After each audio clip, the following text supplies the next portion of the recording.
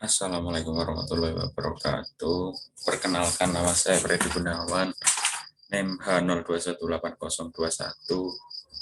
Di sini akan mempresentasikan tugas penyajian ilmiah tentang pemetaan kualitas tanah pada berbagai penggunaan lahan di wilayah Kars Kabupaten Pacitan.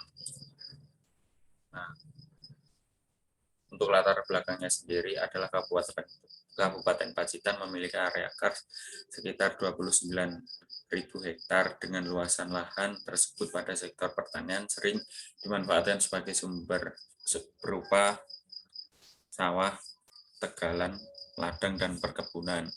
Adanya penggunaan lahan yang cukup luas dan beragam, terutama pada sektor pertanian dan perkebunan, tentunya akan memberikan pengaruh yang besar terhadap nilai kualitas tanah di daerah Kars. Nah, berdasarkan penelusuran yang diketahui bahwa penelitian dan data kualitas tanah di area Kars Kabupaten Pacitan masih belum banyak dikaji, oleh karena itu dilakukan penelitian ini untuk mengetahui karakteristik dan kualitas tanah di area Kars Kabupaten Pacitan. Nah, untuk nilai kualitas tanah dari berbagai lokasi dan akan disajikan dalam bentuk peta kualitas tanah. Nah, peta kualitas tanah akan mempermudah stakeholder atau orang yang berkepentingan untuk menentukan pengelolaan yang berkelanjutan. Nah, untuk rumusan masalahnya sendiri itu adalah bagaimana kualitas tanah di area Kars Kabupaten Pacitan, Jawa Timur. Nah, yang kedua itu adalah bagaimana pengaruh dari penggunaan lahan terhadap kualitas tanah. Yang ketiga itu adalah bagaimana upaya perbaikan dari kualitas tanah di area Kars. Untuk tujuannya dan manfaat penelitian itu, nah untuk tujuannya sendiri adalah mengetahui sebaran kualitas tanah, mengetahui penggunaan lahan terhadap kualitas tanah, dan menentukan upaya perbaikan kualitas tanah di area Kars Kabupaten Pacitan. Nah, untuk manfaatnya sendiri adalah hasil yang dapat dari penelitian ini diharapkan memberikan informasi kepada masyarakat, pemerintah setempat terkait kualitas tanah, dan menentukan upaya pengelolaan tanah yang paling efektif di area Kars Kabupaten Pacitan, dan dapat menghasilkan pemetaan kualitas tanah di area Kars Kabupaten Pacitan. Nah, untuk tujuan pustakanya sendiri yang saya ambil adalah kondisi lahan atau wilayahnya sendiri. Nah, Kabupaten Pacitan sebagian besar berupa batuan gamping yang berlapis, tersebar di Kecamatan Donorojo, Prengkuku, Gunung, Pacitan, Kebon Agung, Sudimoro, Ngadirojo, dan Tulakan. Untuk Kabupaten Pacitan sendiri memiliki luas wilayah 138.000 hektar dengan wilayah Kars seluas 29.000 hektar. Nah, untuk daerah Kars sendiri adalah suatu daerah yang sebagian besar tersusun dari batuan-batuan karbonat, terutama batuan gamping CaCO3 dan dolomit CaMg CO3-2. Nah, seperti daerah Pegunungan Seribu yang memanjang dari daerah Wonosari, Gunung Kidul ke timur melalui wilayah Kabupaten Wonogiri sebelah selatan hingga daerah Pacitan. Nah, Pegunungan Seribu ini merupakan pegunungan kars yang sangat spesifik di dunia, sehingga memunculkan kehendak dari para pakar di bidang karstologi untuk menjadikan Pegunungan Seribu sebagai cagar alam pegunungan kars tingkat dunia. Nah, untuk kualitas tanah dan faktor kualitas tanahnya sendiri itu adalah kualitas tanah memadukan unsur fisik, kimia, serta biologi dan interaksinya. Agar tanah dapat berfungsi efektif, ketiga komponen tersebut harus disertakan sebagai hasil akhir dari proses-proses degradasi dan konservasi yang berlangsung pada suatu tanah yang akan berpengaruh terhadap kualitas tanah. Nah, untuk sifat fisikasinya sendiri adalah merupakan kunci penentu kualitas tanah dan lingkungan. Lahan dengan sifat fisika yang baik akan memberikan kualitas lingkungan yang baik juga. Sifat fisika tanah diambil sebagai pertimbangan pertama dalam menetapkan suatu lahan untuk pertanian. Nah, sifat biologi tanah sering merekomendasikan sebagai indikator kualitas tanah adalah biomasa. Biomasa mikroba merupakan bagian hidup dari bahan organik tanah di luar akar-akar tanaman dan fauna tanah. Untuk sifat fisik kimia tanah itu yang berikutnya adalah dalam penilaian kualitas tanah antara lain kapasitas tukar kation, pH, kandungan nitrogen, fosfor tersedia dalam tanah, kalium tersedia. Nah, untuk KTK-nya sendiri adalah sifat kimia tanah yang sangat berkaitan dengan ketersediaan hara bagi tanaman.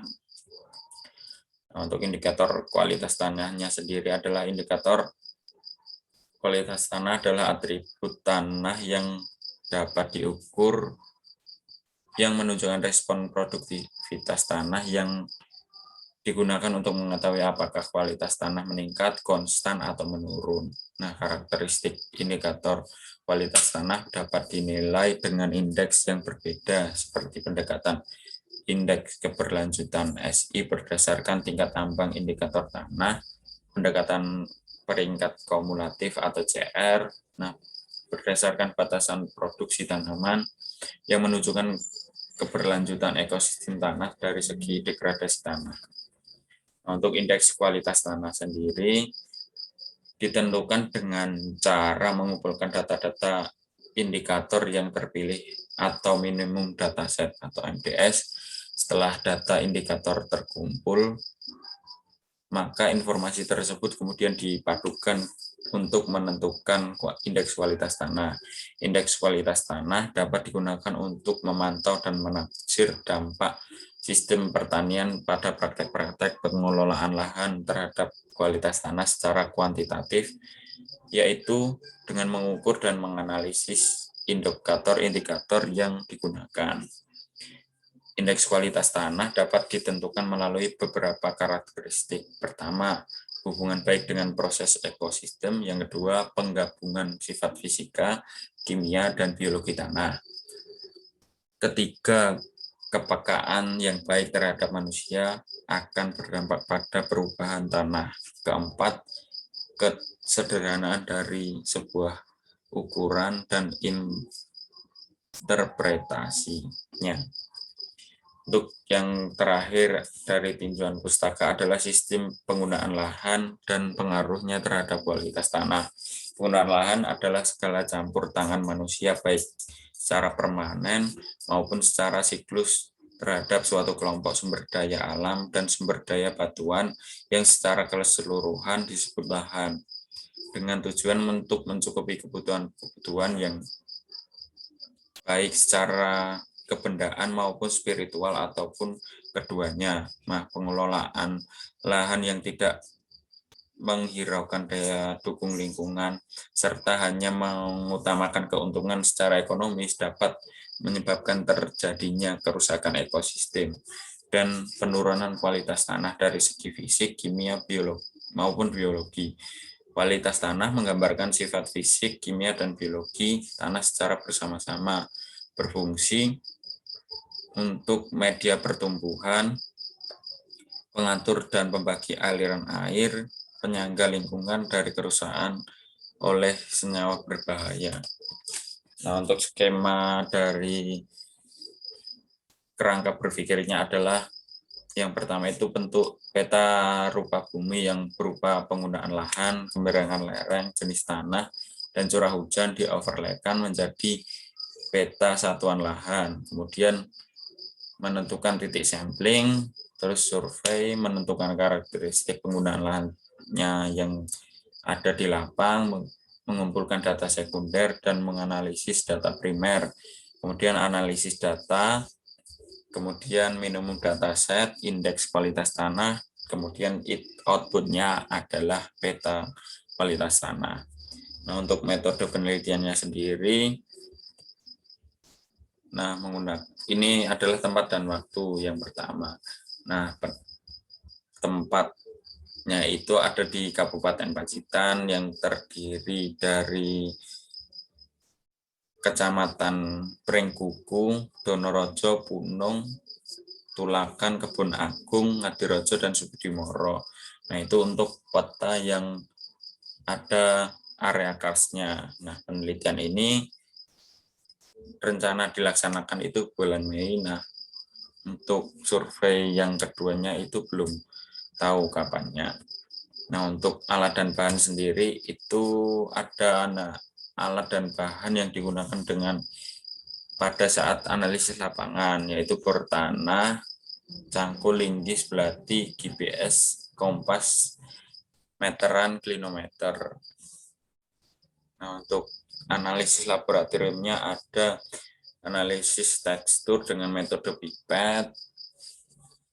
Berikut alatnya untuk berat volume dengan metode bongkahan, berikut alat dan bahannya, porositas kumulatif dengan perhitungan BV dan BJ. Nah, jadi kita hanya menganalisis BJ-nya saja untuk porositas karena berat volumenya sudah dianalisis di atas. Jadi kita tinggal menghitungnya. Nah, untuk kadar airnya sendiri menggunakan metode gravimeter. Berikut alatnya untuk sifat kimia, kita menganalisis KTK tanah dan kejenuhan basa. Metodenya adalah penjenuhan amonium asetat 1N pH 7. Nah, berikut alat dan bahannya. Untuk yang berikutnya adalah pH H2O pengukuran dengan metode pengukuran, berikut alat dan bahannya. Kemudian C organik dengan well clay and black, berikut alat dan bahannya. Untuk parameter berikutnya adalah N total menggunakan kajedal, berikut alat dan bahannya. Untuk yang berikutnya adalah P tersedia dengan bray, berikut alat dan bahannya. Untuk yang berikutnya ada K tersedia dengan spektrometri, berikut alat dan bahannya. Untuk yang ketiga ada sifat biologi dengan parameter C biomasa, metodenya fumigasi dan ekstraksi, berikut alat dan bahannya. Kemudian ada rancangan penelitian. Nah, kegiatan penelitian ini merupakan deskriptif eksploratif dilakukan dengan metode survei yang yaitu dengan melakukan pengamatan dan pengambilan sampel tanah secara langsung di lapangan yang didukung dengan analisis laboratorium. Nah, studi pendahuluan itu ada studi pustaka dan pengumpulan data sekunder. Yang kedua adalah pembuatan peta kerja, kemudian peta kerja atau SPL-nya itu dibuat dengan skala 1:25.000, ya itu menyesuaikan dengan besaran yang atau cakupan wilayah yang mau kita survei itu seberapa besar. Nah, dengan metode overlay menentukan penentuan titik sampel dengan cara metode purpose sampling. Nah, survei dan sampling, pengambilan sampel pada titik yang telah ditentukan dan mencatat data-data lapangan. Kemudian adalah analisis laboratorium, melakukan analisis fisika, kimia, dan biologi tanah. Dan analisis data, kemudian perhitungan indeks kualitas tanah, kemudian penulisan skripsi dan pemetaan kualitas tanah area Kars Pacitan. Nah, untuk parameternya berikut adalah parameternya. Yang pertama, tekstur, berat bobot volume, porositas, kadar air, C organik, pH, KTK, KB, P tersedia, dan K tersedia, dan N total. Kemudian ada sifat biologi adalah C biomasa, B C biomasa mikroba. Nah, untuk analisis datanya sendiri, terdapat indikator fisika, kimia, dan biologi. Nah, yang kemudian kita olah menggunakan Minitab dengan ketentuan p-value kurang dari 0,01 antara 0,01 dan 0 sampai 0,05. Nah, kemudian menentukan PCA-nya. PCA yang terpilih berdasarkan nilai eigen value-nya lebih dari 1. Kemudian minimum dataset, terus menghitung bobot dan indeks dan scoring, menghitung kualitas tanah dengan perkalian scoring dengan WI. Nah, scoring berdasarkan Candle et al. 2018. Nah, ini untuk persamaannya sendiri. Gini, kemudian ada dari scoring pembobotan relatif dari indikator-indikator kualitas tanah menurut LAL 1994. Terus kemudian ini ada kriteria dari kelas kualitas tanahnya sendiri. Nah, untuk sangat baik itu pembobotannya itu kurang dari 20 itu 1, sangat baik, baik itu 2, sedang itu 3, rendah itu 4, sangat rendah itu 5. Nah, kemudian yang ini adalah peta sampling dari area Kars Kabupaten Pacitan yang terdiri di Donorojo, Punung, Pringkuku, Pacitan, Kebon Agung, Tulakan, Sudimoro, dan Ngadirojo. Nah, di sampling ini ada terdapat warna hitam itu adalah sampling yang untuk warna putih dan putih itu ada sekitar 27 sampling. Nah, yang terbagi dari berbagai macam Pacitan tadi, kecamatan di Pacitan tadi. Nah, ada 8 SPL. Nah, jadi dari SPL yang itu dibagi dan ditentukan titik samplingnya.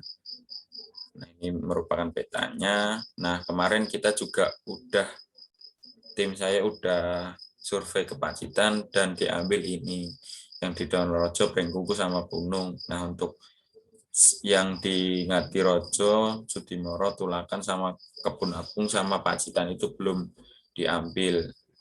Nah, ini merupakan petanya yang kemarin, seperti itu. Nah, untuk jadwal kegiatannya sendiri Mei sampai Juni itu penyusunan proposal. Nah, untuk Mei sampai Juni itu masih persiapan alat dan pembuatan peta kerja. Untuk yang Juni sampai Juli itu survei lapang, Juli sampai September itu analisis laboratorium, November sampai Januari itu penulisan skripsi, Januari ujian skripsi. Nah, untuk selanjutnya mungkin itu saja yang bisa saya sampaikan. Mungkin dari saya cukup sekian. Wassalamualaikum warahmatullahi wabarakatuh. Terima kasih.